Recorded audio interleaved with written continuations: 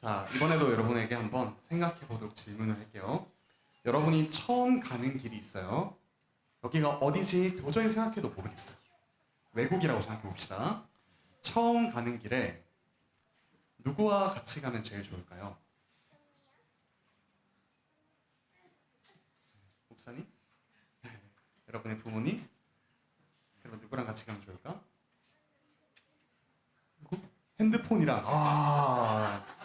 네, 우문현답이었습니다. 누구라고 그랬는데 무엇이라고 답을 잘 해줬는데, 아마도 그 길을 가장 잘 알면서 나를 가장 사랑하는 사람이랑 가야겠죠. 자, 여러분의 부모님이 한번 상상해보는 거예요. 외국에 집을 하나 구했어. 네, 외국에 집을 하나 구해가지고, 얘들아, 이제부터 우리는 저 나라의 저 집에 가서 살 거야. 그러니까 지금 여기서부터 나를 잘 따라와 라고 이렇게 이야기를 했어요. 그럼 여러분은 어떻게 가야 될까? 부모님보다 저만치 앞서서 가야 될까? 아니면 부모님 먼저 좀 가 계세요. 저는 알아서 부모님 가는 길 대충 보고 따라갈게요. 라면서 뒤에 이렇게 한참 뒤에 따라가야 될까? 네, 거기에 어떤 위험이 있을지 모르죠. 여러분 부모님보다 딱 한 발짝 뒤에 서서 부모님이랑 같이 가야 돼요. 오늘 말씀이 그런 거예요. 오늘 말씀에서 이스라엘 백성들이 하나님이 저기가 너희의 집이 될 거야 라고 하셨는데, 근데 이스라엘이 보니까 너무 위험한 거야. 아니 저기를 어떻게 들어가? 저기 어떻게 갈 수 있어요? 라면서 하나님이 가자 라고 했는데 싫어요 하면서 방향을 돌려서 하나님 먼저 가세요 라고 저 뒤에 섰어요. 그러다가 하나님이 그래? 너희 여기 가기 싫어? 그렇게 광야가 좋니? 그러면 여기 광야에서 40년 살려 이렇게 말씀하시니까 이스라엘 백성이 그건 또 싫거든. 아니 싫습니다 하나님, 저 집에 가서 살게요. 제가 저기 살기 힘들어 보여도 가서 집도 꾸미고 다 할 수 있어요 라고 해서 하나님이 가지마 라고 했는데, 이제 반대로 먼저 달려가가지고 막 들어간 거예요. 근데 그 결과가 어떻게 됐을까요? 실패, 대실패, 길도 잃고 많은 사람이 죽었어요. 우리가 이 세상을 살아가는 게요, 이렇게 집을 찾아가는 거랑 비슷해요. 우리의 영원한 집은 하나님과 함께 사는 집인데, 우리가 인생을 다 처음 살아보잖아요. 여러분 두 번째 사는 사람 있나요? 네, 손 들면 이렇게 불교도 의심할 필요가 있는데, 여러분 다 처음 사는 거예요. 그래서 이 길이 어떤 길인지도 잘 모르겠고, 사람들이 이 길은 저렇게 가야 돼, 저런 길이야 말을 해도 실제로 막 와보니까 잘 모르겠어요. 여러분 초등학교 한 학년 올라가 보니까 뭐 잘 알던 길인가요? 잘 알던 삶인가요? 좀 새로운 게 막 펼쳐지잖아요. 우리가 살아가면서 늘 하나님과 함께 집으로 가는데 어떻게 가야 되냐? 하나님보다 딱 한 걸음 뒤에서 하나님을 따라가는 거예요. 그래서 여러분 이게 무슨 말인가 하면 딱 한 가지만 기억하면 좋겠어요. 여러분이 앞으로 살아갈 때 이걸 물으면서 가면 좋겠어요. 하나님, 하나님의 뜻이 무엇이에요? 하나님, 하나님이 기뻐하시는 게 뭐예요? 라고 물으면서 여러분이 선택하는 거, 앞으로 어떤 학교를 갈지, 그리고 어떻게 살아야 될지, 이런 걸 선택할 때 딱 한 가지, 하나님 어떻게 해야 할까요? 먼저 묻고 그렇게 하나님을 따라가는 여러분 모두가 되면 좋겠습니다. 자, 계속 들어가서 말씀드릴게요.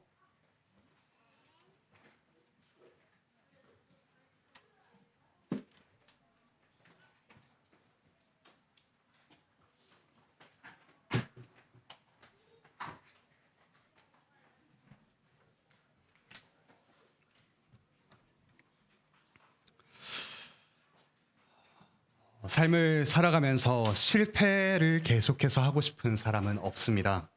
우리는 맡은 일을 잘하고 갈등을 피하길 바랍니다. 그리고 원하는 학교에 가기 위해서 학생들은 아주 열심히 공부를 하죠. 하나님과의 관계도 마찬가지입니다.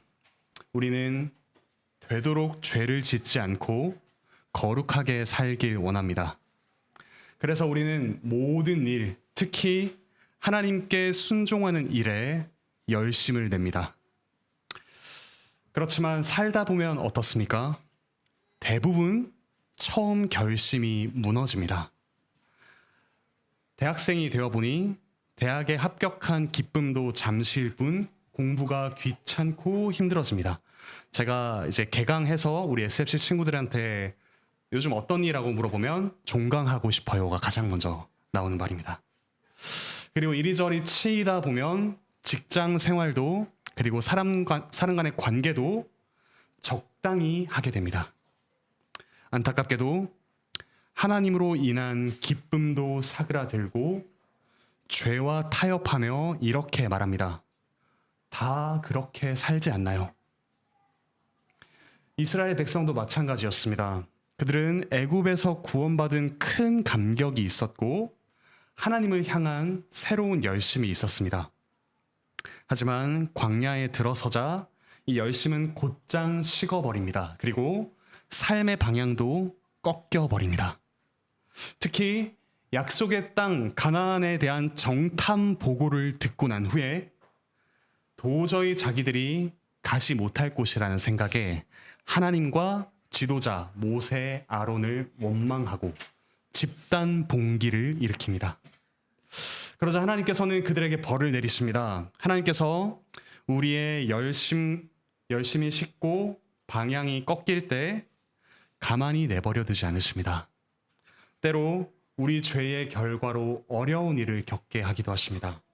하지만 그보단 더 일반적으로는 말씀을 통해 우리 삶을 돌아보며 하나님께 돌아오도록 하십니다. 우리와 비슷한 죄를 짓는 선배들의 이야기, 오늘과 같은 이야기가 말씀에 고스란히 나오는 이유이기도 합니다. 오늘 본문에서 이스라엘은 하나님께 다시 순종하려는 열심을 보이는 것 같습니다. 하지만 실제로 그 순종의 열심과 방향은 잘못되었습니다. 하나님께 순종하는 우리의 열심과 방향에 대해 오늘 말씀을 통해 세 가지로 듣겠습니다. 불순종의 특징 2가지와 순종의 특징 1가지입니다. 먼저 불순종의 특징 첫 번째는 하나님을 등지는 것입니다. 문제를 만날 때 그것이 너무나도 크게 보일 때가 있습니다. 문제를 멀리 두지 않고 가까이 둬서 너무나도 크게 보이는 것이죠. 그래서 그 문제에 삼켜집니다. 그 문제가 나의 안경이 되어서 우리 삶의 모든 것들을 그 문제를 중심으로 보게 됩니다.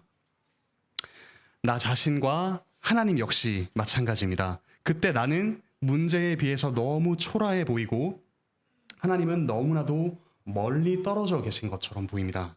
그리고 하나님이 심지어 이런 나쁜 일을 나에게 허용하시다니 라며 하나님을 악하게 보기도 합니다. 주보에 있는 민수기 13장 33절 함께 읽겠습니다. 시작. 거기서 네피림 후손인 아낙 자손의 거인들을 보았나니 우리는 스스로 보기에도 메뚜기 같으니 그들이 보기에도 그와 같았을 것이니라. 가나안 땅 정탐을 마치고 돌아온 10명의 정탐꾼이 이런 이야기를 했습니다. 정탐꾼들은 가나안 원주민들이 즉 아낙 자손이 너무나도 크고 도저히 싸워서 이길 수 없을 것이라고 판단했습니다. 그래서 창세기 앞부분에 나오는 전설적인 존재 네피림이라고 과장합니다. 전설적인 존재와도 같습니다. 하나님의 아들이라 자칭하는 자들처럼 두렵습니다. 그들이 지키고 있는 가나안에는 도무지 들어갈 수가 없습니다. 그리고 그 문제를 통해서 이제 자기 자신들을 보니 뭐라고 이야기합니까? 메뚜기라고 합니다. 이들의 정체성은 메뚜기가 되어버렸습니다. 정탐꾼들의 보고에 하나님은 전혀 언급되지 않습니다. 거인 같은 문제와 메뚜기 같은 자신 그 둘뿐이었습니다. 그리고 이 말을 들은 이스라엘 백성들은 밤새 통곡하며 모세와 아론을 그리고 여호와 하나님을 원망합니다. 14장 3절을 보십시오. 여호와 하나님을 악하다라고 표현합니다. 그들을 구원하시고 먹이시며 이때까지 보호해 오신 바로 그분을 보고 악하다라고 그 문제 앞에서 평가해 버립니다. 그리고 애굽으로 돌아가자라고 합니다. 애굽이 어떤 곳이었습니까? 그들이 노예 생활을 하던 그 비참한 곳이었습니다. 이스라엘이 애굽으로 돌아간다고 해서 애굽이 반겨줄까요? 그래, 어서 와, 힘들었지? 와서 푹 쉬어라며 그들을 반겨주었을까요? 애굽을 쑥대밭으로 만들었던 이스라엘을 가만두지 않았을 것입니다. 그리고 그들은 가나안 족속보다 강하면 강했지 결코 호락호락한 상대도 아니었습니다. 그런데도 이스라엘은 이미 지나온 문제, 해결된 문제를 그리워합니다. 그리고 그 문제를 누가 해결해 주셨는지도 망각합니다. 이것이 바로 하나님을 향한 열심히 식어버릴 때 일어나는 일입니다. 하나님을 등지고 원래 방식으로 돌아갑니다. 그 삶이 얼마나 비참했는지 잊어버리고서 아름답게 꾸며진 기억, 미화된 기억만을 가지고 그곳으로 돌아가려고 합니다. 사랑하는 형제자매 여러분, 이것이 과거 이스라엘만의 문제입니까? 문제를 만날 때 저와 여러분은 하나님을 통해서 그 문제를 보십니까? 아니면 그 문제를 통해서 하나님과 우리 자신을 봅니까? 크고 작은 여러 가지 문제를 마주하면서 하나님을 향한 열심히 식어버리고 모두가 그렇잖아 라며 합리화하고 있지는 않습니까? 그리고 익숙한 죄로 돌아가고자 하진 않습니까? 이처럼 문제를 우리의 렌즈와 안경으로 삼을 때 하나님을 등지게 됩니다. 왜냐하면 우리의 삶이란 끊임없이 내려가는 에스컬레이터를 타고 있는 것과 같기 때문입니다. 죄는 끊임없이 우리를 하나님께로부터 멀어지도록 하는 끌어내리는 관성, 하나의 에스컬레이터와 같습니다. 하나님을 향하여 올라가지 않는다면 우리는 반드시 하나님께로부터 멀어지는 그 방향으로 움직입니다. 가만히 있는다 생각하지만 사실은 죄에 끌려 계속해서 내려갑니다. 로마서 8장 16절 말씀 함께 읽겠습니다. 시작. 너희 자신을 종으로 내주어 누구에게 순종하든지 그 순종함을 받는 자의 종이 되는 줄을 너희가 알지 못하느냐? 혹은 죄의 종으로 사망에 이르고 혹은 순종의 종으로 의에 이르느니라.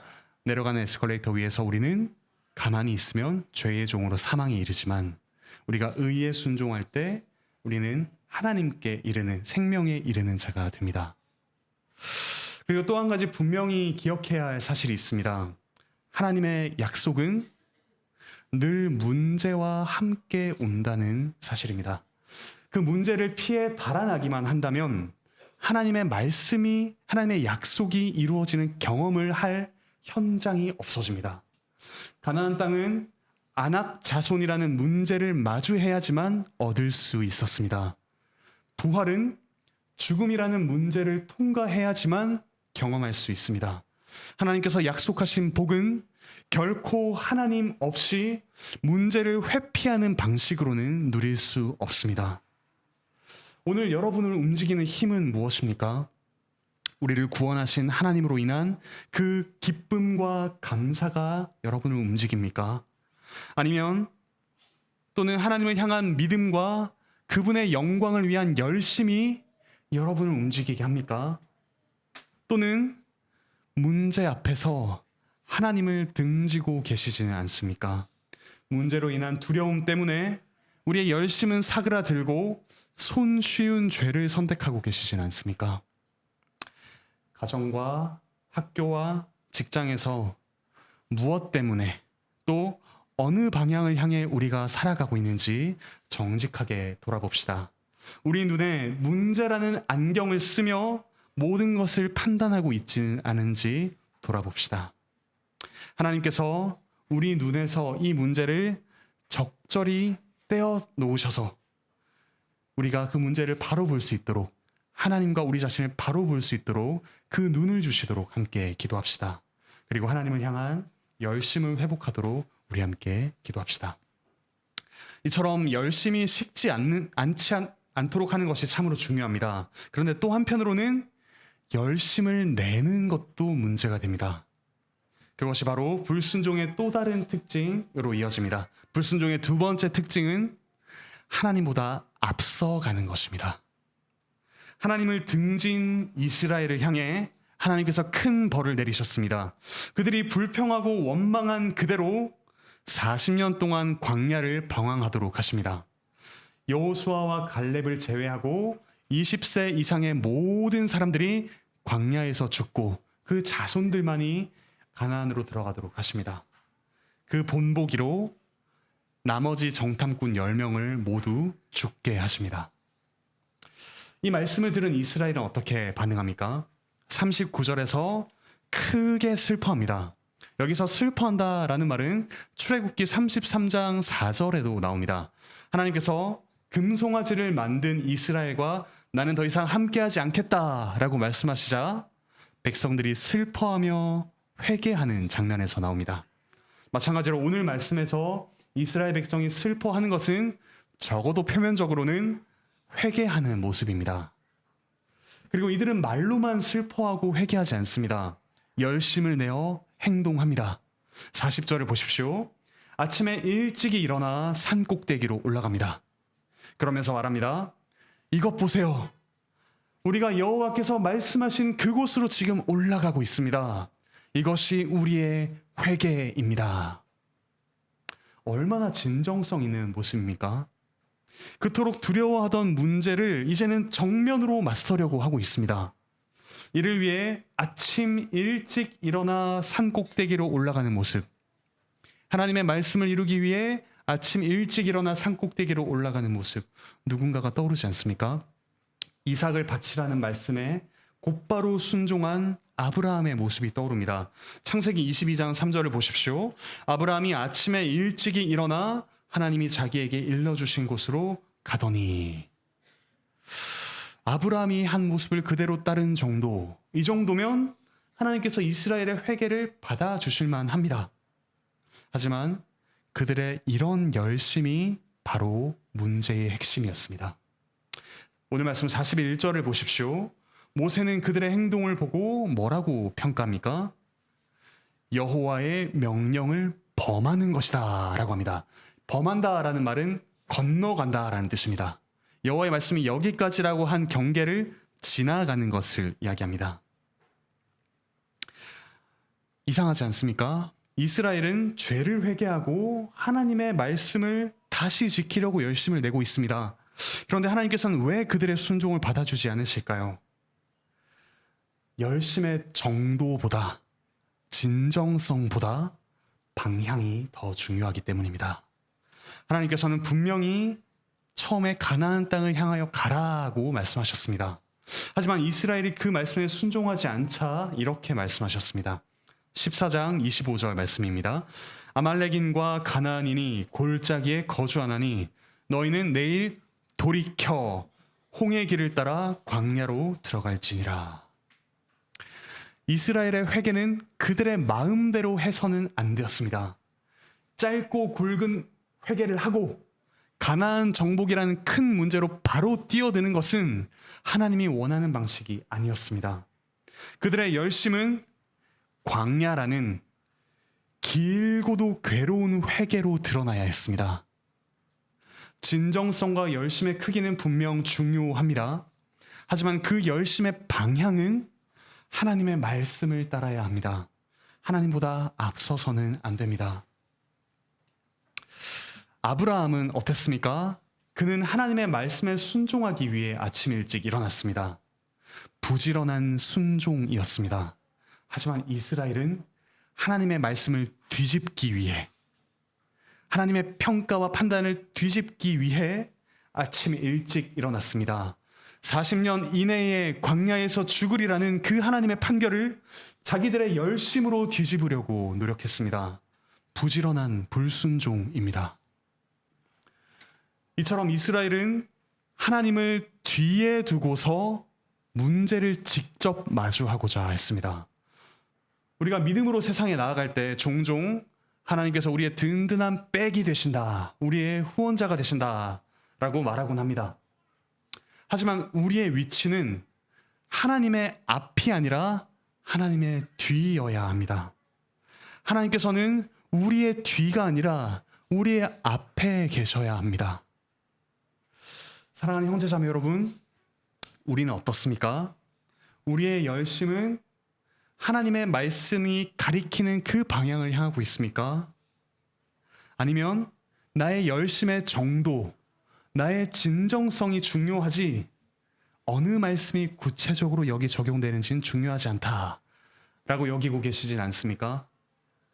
때로는 우리 열심이 큰 용기와 추진력으로 발휘되어야 합니다. 많은 것을 포기하는 결정을 내려야 하기도 합니다. 하지만 때로는 잠잠히 하나님의 말씀을 기다리며 인내함으로 기도해야 하기도 합니다. 나의 죄와 잘못으로 인해 벌어진 일이 있을 것입니다.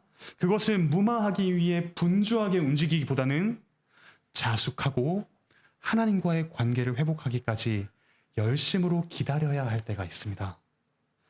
나아가서 우리의 노력으로 하나님의 호의를 얻으려는 모습을 경계해야 합니다. 하나님, 제가 이렇게 노력할 테니, 제가 이렇게 열심을 낼 테니 제가 원하는 것을 주십시오.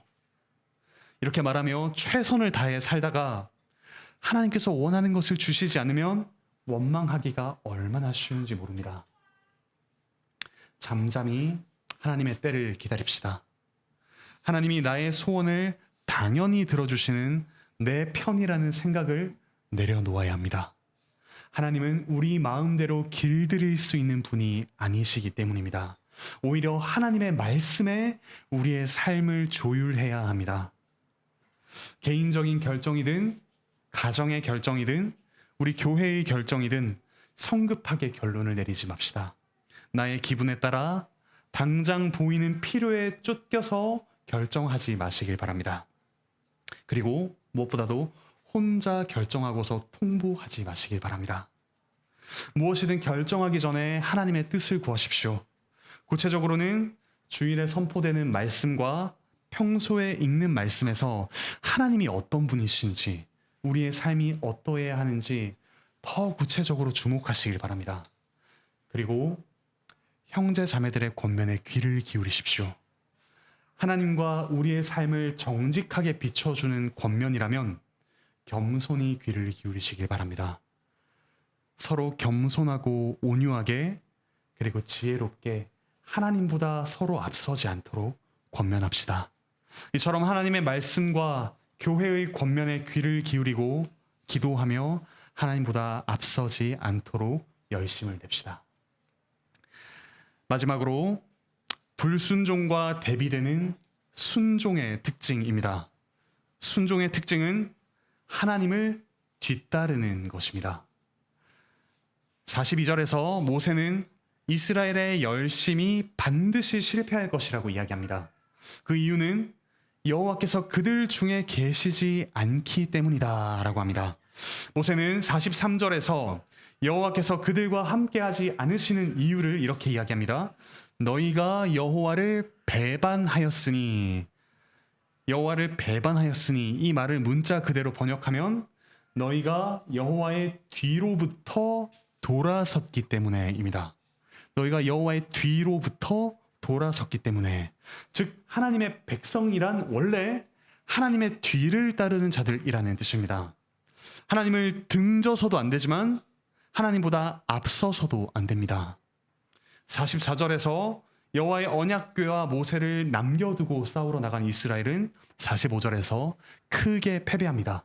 그리고 호르마라는 곳까지 도망칩니다. 사실 이스라엘은 한 번도 전쟁을 제대로 훈련해 본 적이 없습니다. 애굽의 노예로 살던 그들이 싸움에 능숙할 리가 만무합니다. 하지만 하나님께서 그들과 함께 하실 때 그들은 모든 적들을 물리쳤습니다. 그런데 이제 가장 중요한 첫 전투, 약속의 땅 가나안과의 첫 싸움에서 처참하게 패배합니다. 하나님께서 함께 하지 않으셨기 때문입니다. 그런데 45절에서 이 이스마엘이 쫓겨난 호르마라는 지명이 이후에 민수기 21장 3절에서 다시 등장합니다. 그리고 이때는 이스라엘이 크게 승리하는 장소로 소개가 됩니다.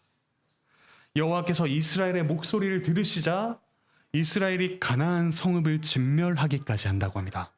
그 성읍의 이름이 바로 완전히 멸함이라는 뜻을 가진 호르마입니다.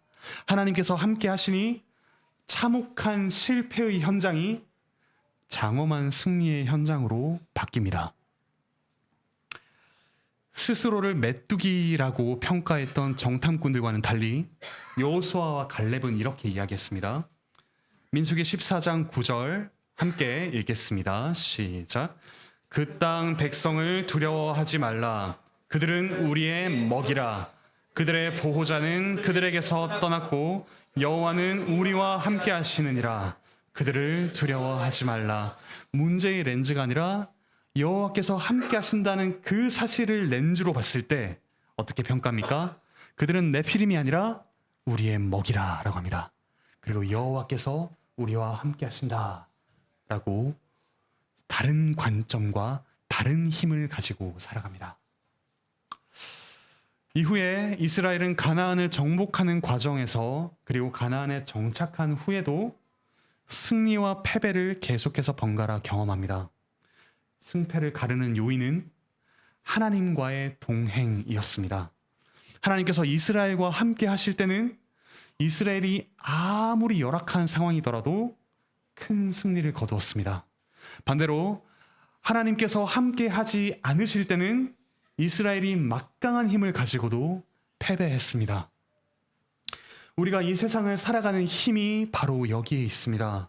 우리는 늘 삶의 문제를 마주합니다.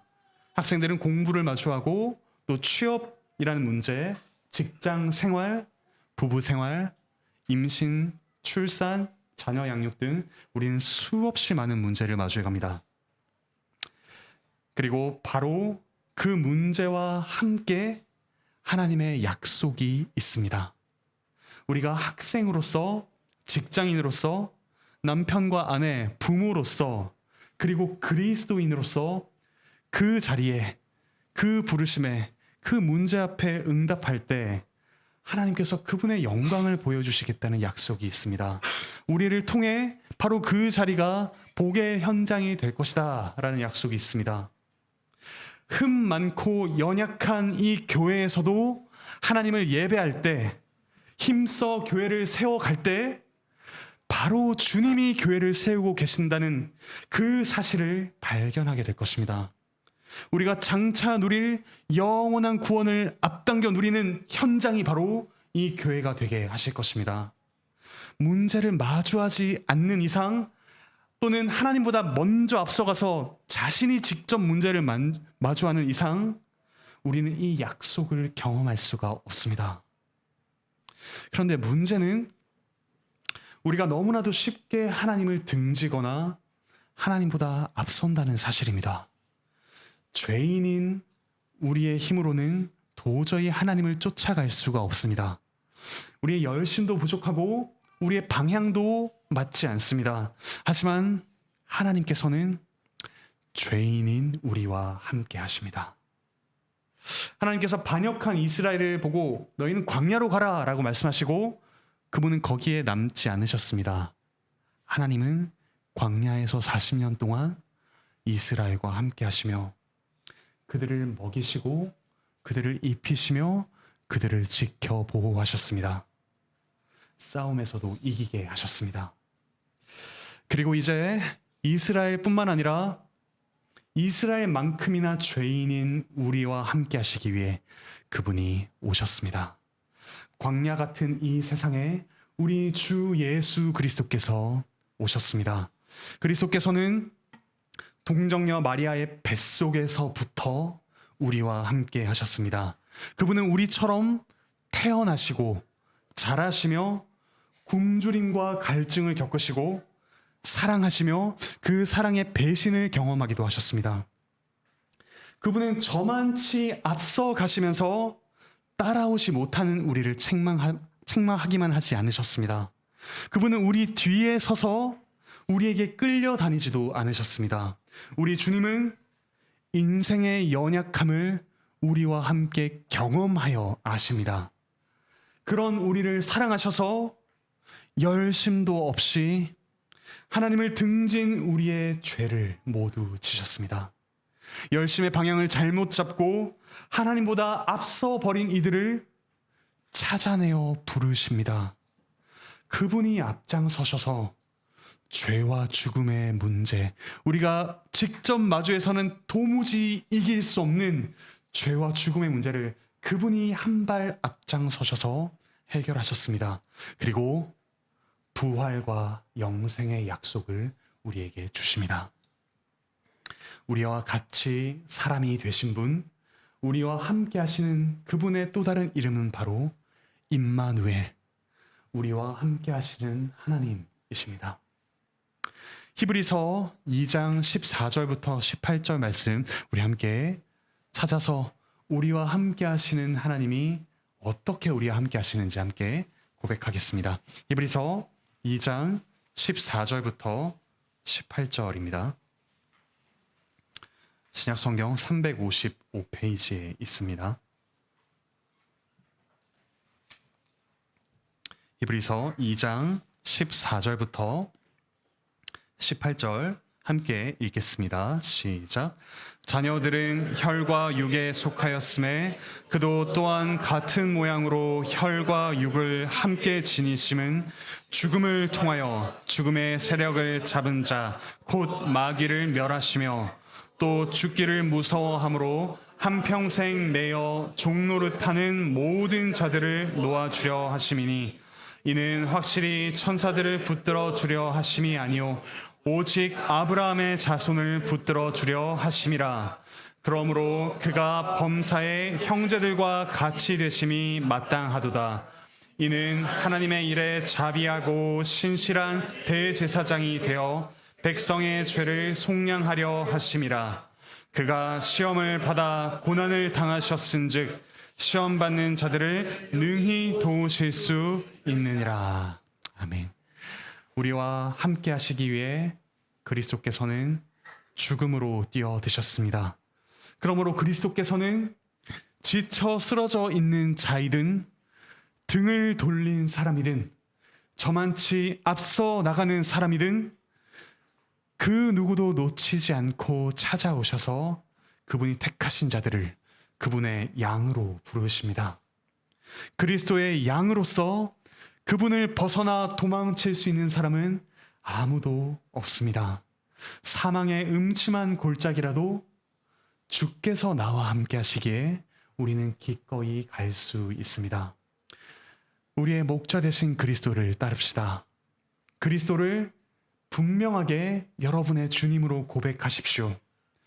그리스도께서 우리를 되찾기 위해 사람이 되셨고 인생을 경험하셨으며 가장 무거운 죽음을 죽으셨다는 사실을 믿고 고백하시길 바랍니다. 그리고 부활하시어 하늘에 오르사 지금 우리를 그 하늘로 인도하고 계신다는 사실을 굳게 믿고 고백하시길 바랍니다.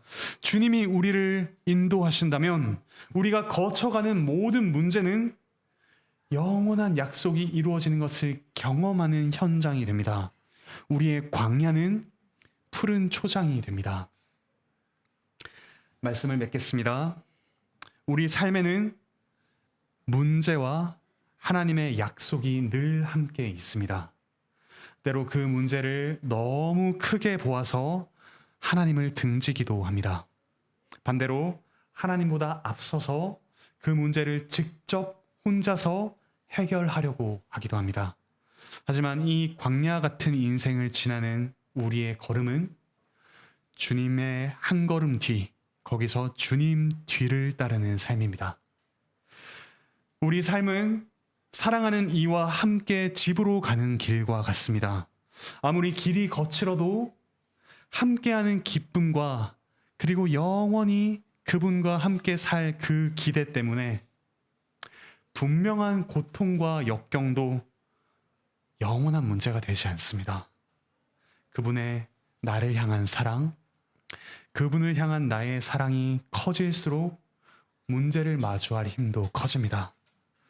사랑하는 주님이 우리 곁에 오셨습니다. 선한 목자이신 그리스도를 따라 그분과 함께 복된 삶을 살아가는 우리 모두가 되기를 바라고 축복합니다.